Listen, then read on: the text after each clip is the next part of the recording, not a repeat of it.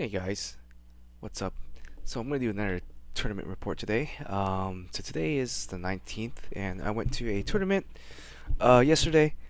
Same locals I've been going to for the past 3 weeks or so, and the turnouts has been pretty good. Turnouts for a player generally around 18 to 20 players. So while it's not like ginormous, it's better than some of the other locals I've been to where turnouts usually like 6 to 8 players, you know, and maybe sometimes 15 players. But yeah, this one that's been consistently pretty good on the player base. Yeah, usually it's the same faces that I see a lot, but everyone else usually pilots a different deck, so I get to, you know, kind of play against a variety of different decks. And this week I thought was pretty interesting. Played against a couple of decks that I've never played against before or have never seen, and kind of my first experience into it. And yeah, just gonna talk about it, and hopefully we learn something. So this week's tournament, yeah, I think it was 18 players, 4 rounds, and I down top down. I had a standing of fourth place, I believe, fourth or fifth, somewhere around there. And now, while my standing isn't at the best, I could have actually gotten second. But basically during the last round, we ended up just splitting the pricing because it was the same regardless, I think. So I ended up just splitting the pricing with my opponent during the last round. But we played it out anyways, just to see who would have won. So I'll just kind of go through that. But yeah, I ended up placing fourth or fifth. Got some store credit, but did pretty well. I didn't technically lose any games. So yeah. So yeah, let's. All I have right now is just my side deck. I've only changed one card in it, and I took out the um, whatchamacallit, the fracturing gust for another dam, another board wipe, I guess. So that's the only real card I put in there. That's gonna because I noticed a lot of people at my locals right now. They're going kind of wide on the board, and so I thought another dam would help there. And yeah, I liked it. A third board wipe. While I don't need three in the main, I think an extra one in the side has helped. And yeah, it's been pretty good. So yeah, let's go through the rounds, and I'll explain what I've played against and what I think I played against. I don't know all the decks, but based off of what I see, and I don't remember all the um, cards either in the deck. So if you guys know, just let me know. I'll explain what the card, from what I remember, did, and then yeah, we'll go from there. So game one, I played against blue white Captain Ranger combo with Sun Titan. So I don't know what that deck's gonna be called. I'm just gonna call the two main cards I saw, which was the Captain plus the Sun Titan and some small weenie stuff. So I guess it's like a Yuri and Blink deck, blue white Yuri and Blink deck with Sun Titan and Captain EOS, and like Teferi and the usual good Blink stuff with Ephemerate and whatnot. Round two, I play against Hammer Titan, or sorry, Hammer Time. Round three, I played against four color um, elementals combo deck, and then round five, I played against Life in the Loam, or sorry, round four, I played against Life in Loam um, deck. I guess I don't know what to call it besides Life in Loam, because that's the main card. So okay, so let's go with round one. So round one, this is my first time ever playing against a. I thought it was could be a mirror match sort of thing. I thought he was playing blue white control, but then again, I saw his. I guess I saw his Urian, so maybe I thought I was playing against um, what's the other popular Urian deck? I guess elementals or something like that. Wasn't too sure. 80 card elementals was what I thought I was playing against, or maybe 80 card 80 card Archon Esper Revival.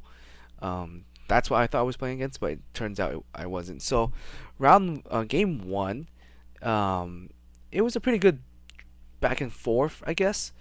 My Kaya's guy put in a lot of work, but I think I misplayed on one of it, where I should have exiled his grave, but I got greedy and made a token instead, and he Sun Titaned me, and kind of just overran me at that point. I didn't realize um, what he was doing. I guess I didn't see the combo until it happened, and so game one he took it.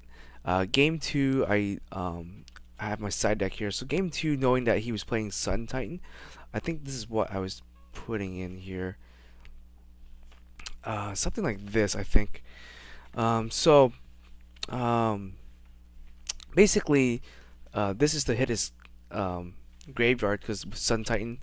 Um, and I guess he was playing another spell that was reviving stuff too. So I wanted to get rid of his graveyard for sure. I know he had Teferis and he had Spell Pierce and stuff like that, and so I wanted to not let Teferi resolve, and then just this to clear out the board in case he does resolve, because he also had like Esper Sentinel, stuff like that. So he had a bunch of weenie stuff, a bunch of draw and blink stuff. So this was my kind of way of fighting against that, and it worked out well. Game two, I pretty much dominated the game. Um, I don't think he had like maybe one or two cards left in hand before he ended up scooping. Game three was where it was difficult for me. I did misplay again with the Kai's guy. I should have gotten rid of his graveyard. I was ahead on the hand and the board, but I didn't have my counter spell, and he resolved another Titan, and he brought out Teferi with the Titan, and I should have gotten rid of that. I forgot Titan can also bring out Teferi. I thought it could only bring out creatures, but it's just 3 CMC and lower card, so I messed up there. But we ran out of time in game three, so we ended up drawing. He was at 20 health, I was at 18. We tried going back and forth a little bit more. I think he was slowly building his advantage, so in the long run, I think I would have lost that game because I wasn't sure how to play against the deck that well. And yeah, so game one or round one ended up in a draw. I think honestly he would have probably had it if we had more time. So that was a learning experience for me. Game two, played against Hammer, and I think Hammer was a pretty tough matchup. Like all the games were really close to me just straight up dying.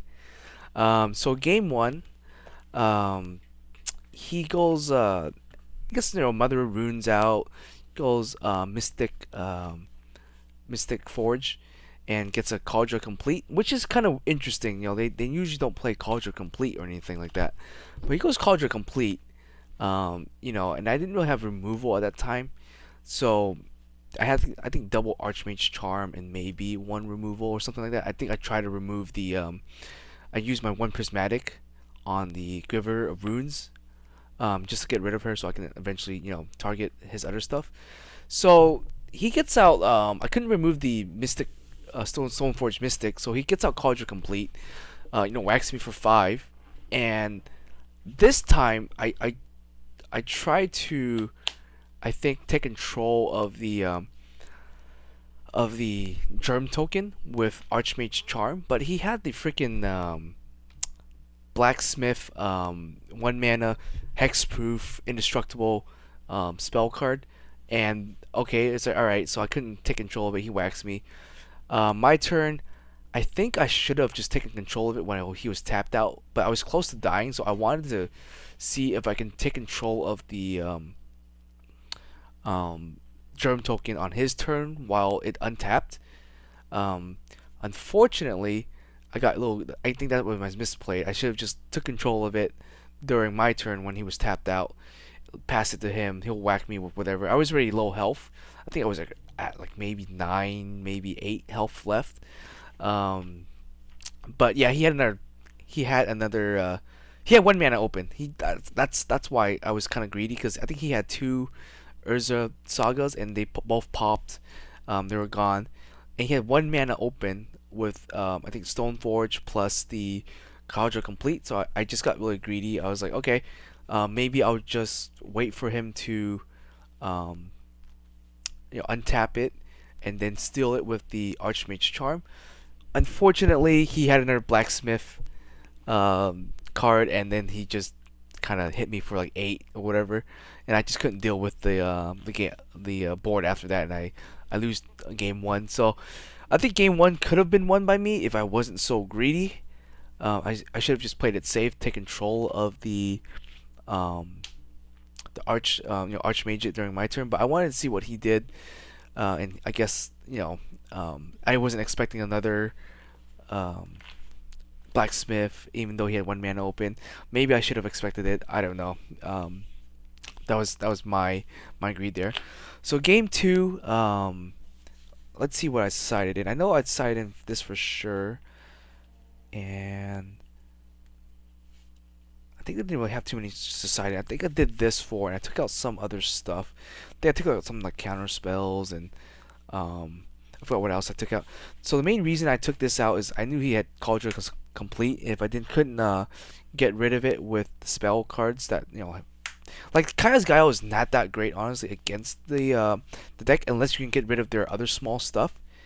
Um, but yeah, if you can't get rid of their small stuff, Kaya's Guile is gonna not gonna be doing too much for you. But it does get around their indestructible stuff. It does get around their hexproof and stuff like that. That's why I put in the Kai's Guild. Gets around give her a rune, dependent. So game two, I go first. We trade for a bit. What the turning point was, what I did is we're at 4 mana, right? And so he had a couple of things on the board. I think he had like Esper Sentinel. He had um, a Mystic Stoneforge, Mothers, and a token or something like that. An Omnicopter or something like that. So he had a couple of things on the board. So I go damn. I board wipe him.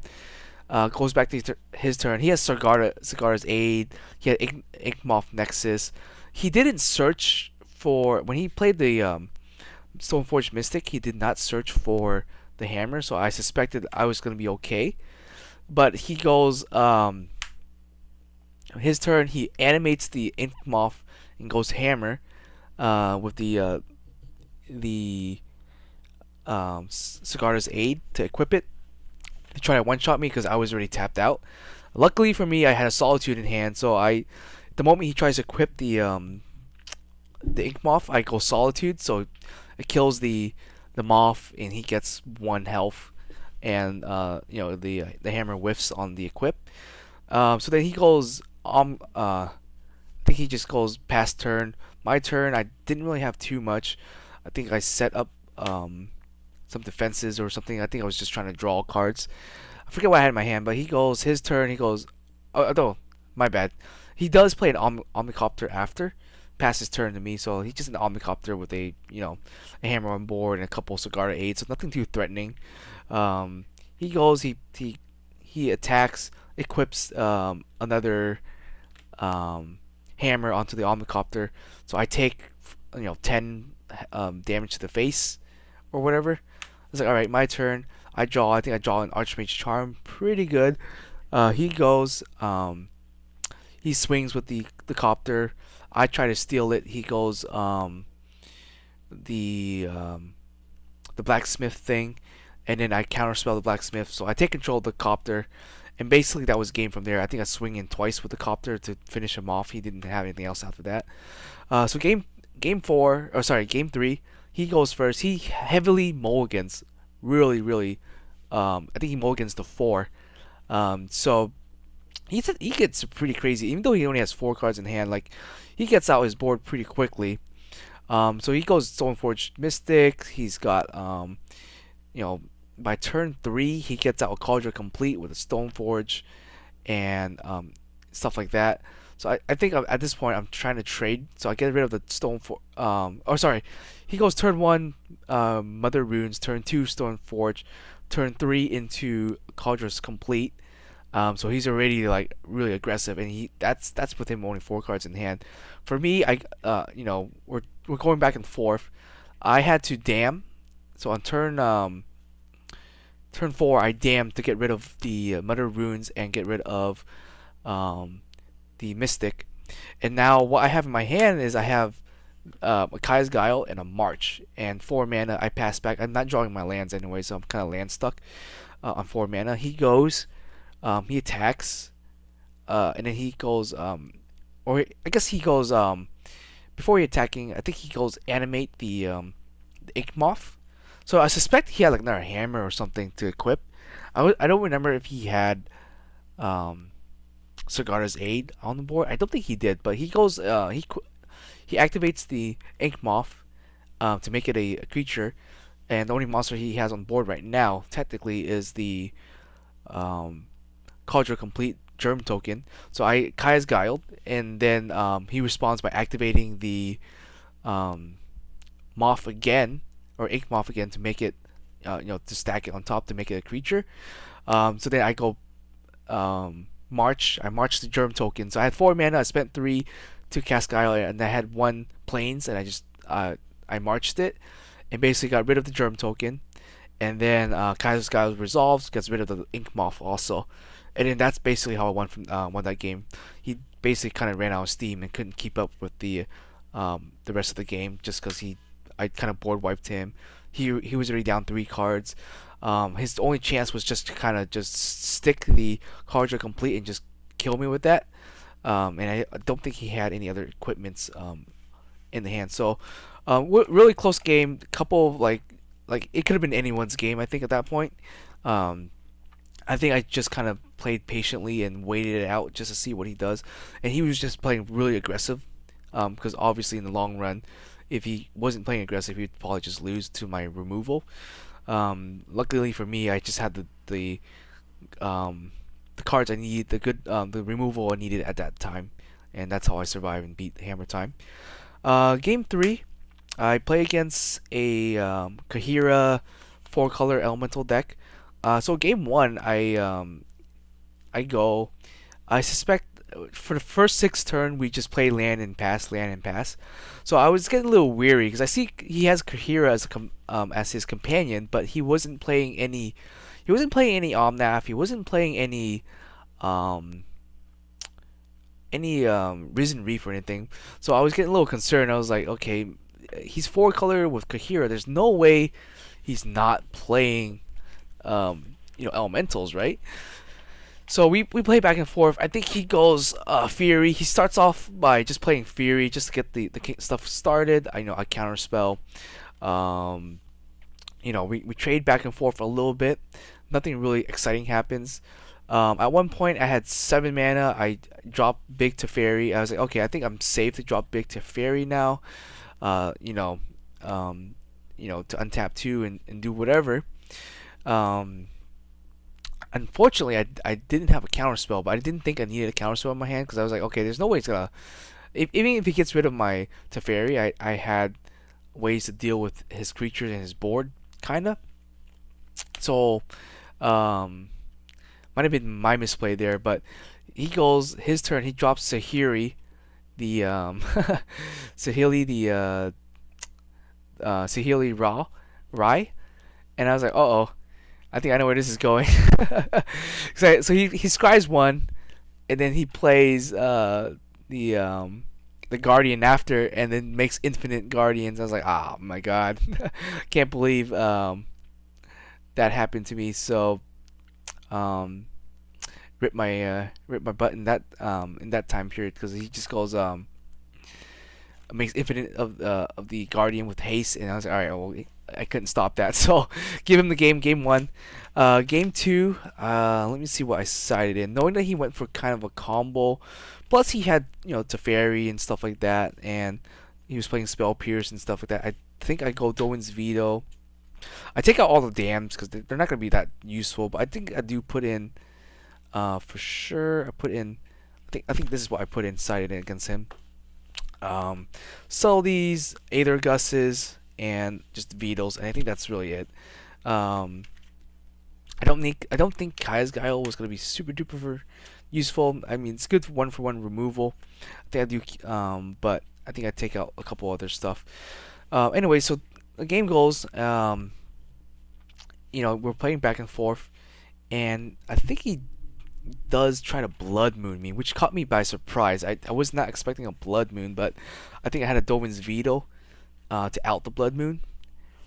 And so I think game 1, or that game, he challenges me for challenges the Void me, not Chalice of the Void, sorry, Chalice the other Chalice.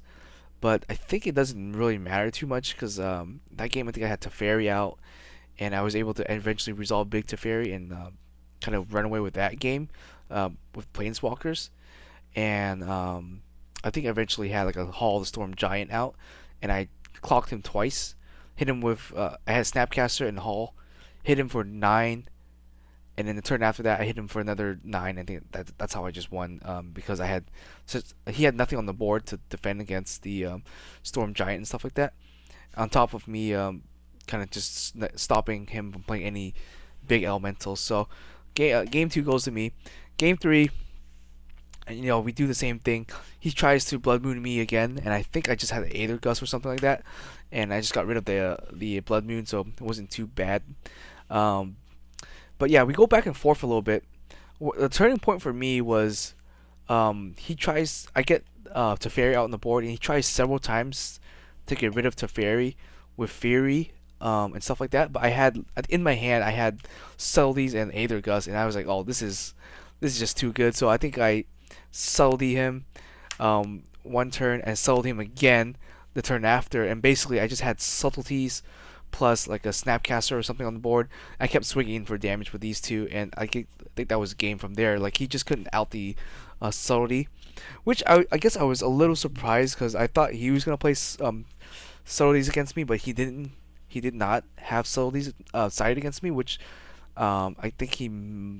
Well, after the game, we talked about it, and I thought, oh, maybe he should side this because he still had the Solitudes in, which Solitude's great, but it's not like he's not gonna be hitting anything meaningful on my board. Like he'll hit a token, maybe he'll hit a Snapcaster at most. So I think for me, what won me the game was subtlety, just being able to stick him on the board, and he just couldn't remove him. And yeah, I had Teferi, but I mean, there wasn't any card he was playing that was gonna stop subtlety, outside of like invoking maybe a Solitude or something like that. But at that point, it's kind of like he's gonna be 3 for winning himself at that point. So I don't think that was a good play either. So yeah, I just kind of overran him with the subtlety, which was great. Definitely think subtlety is an underrated card, and I think it's a great card in certain matchups, and if you can stick them on the board, 3/3 flying is pretty good. They'll win you games, and you just keep swinging their face while protecting the your win con right here. So yeah, so that game I went 2-1, and then the final game was against Life of Loam Elves deck. I think is the deck.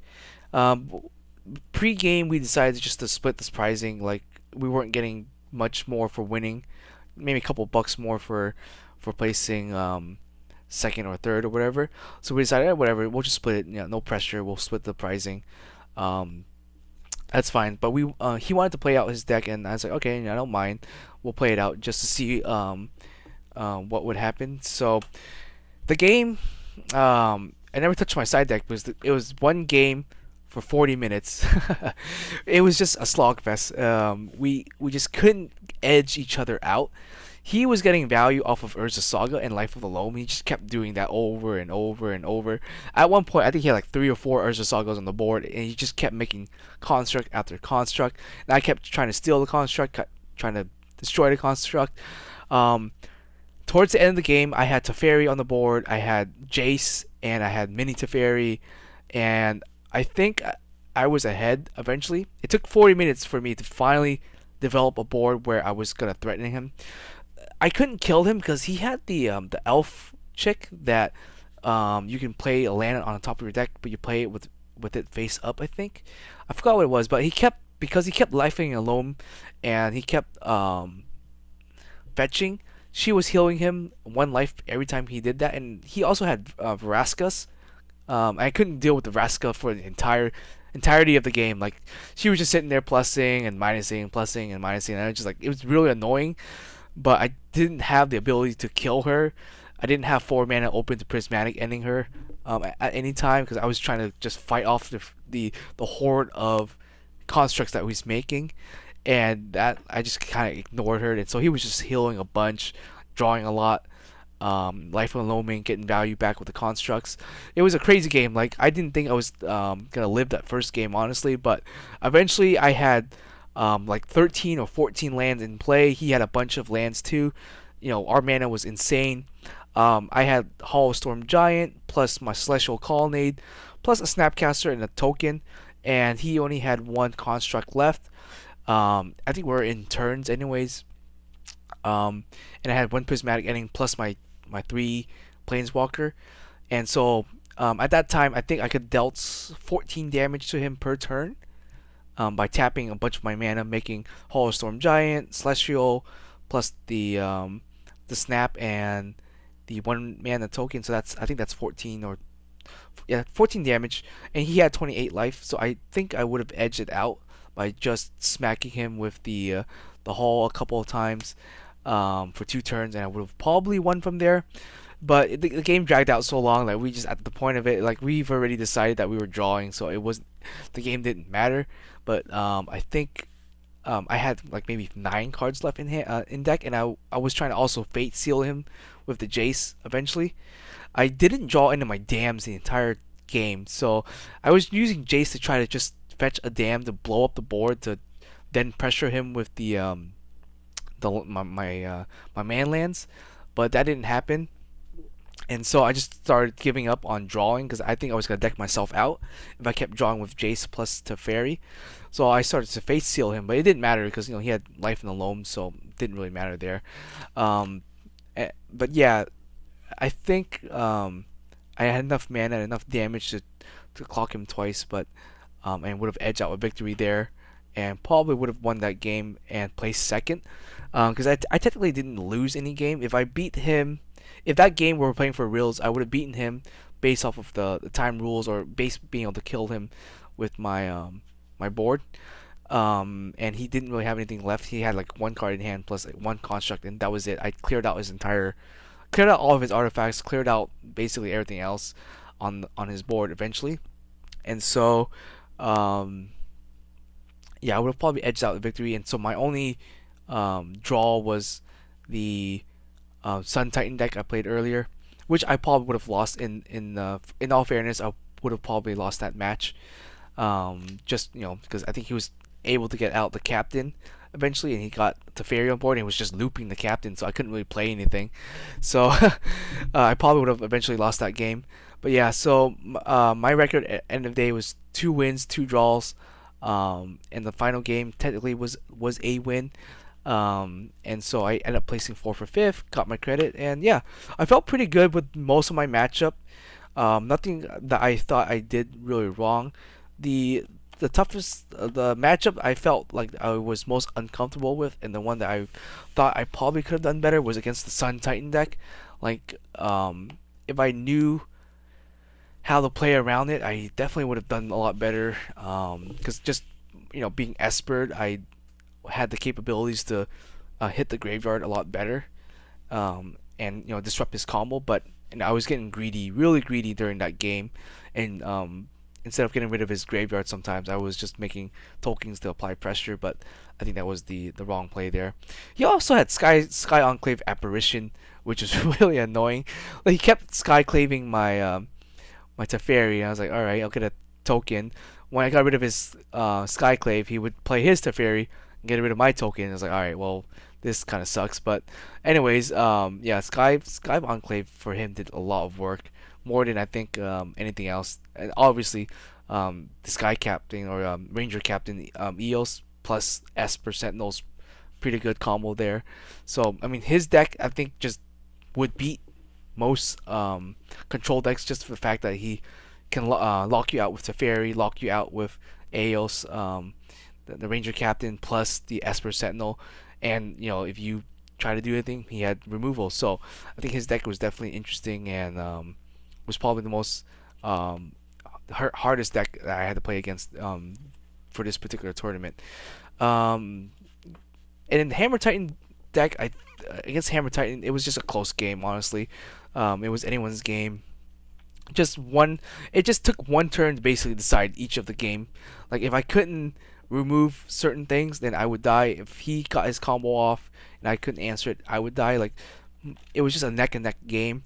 Basically, once he blew his load, blew his steam, he just had nothing else, and I just took control of the game from there.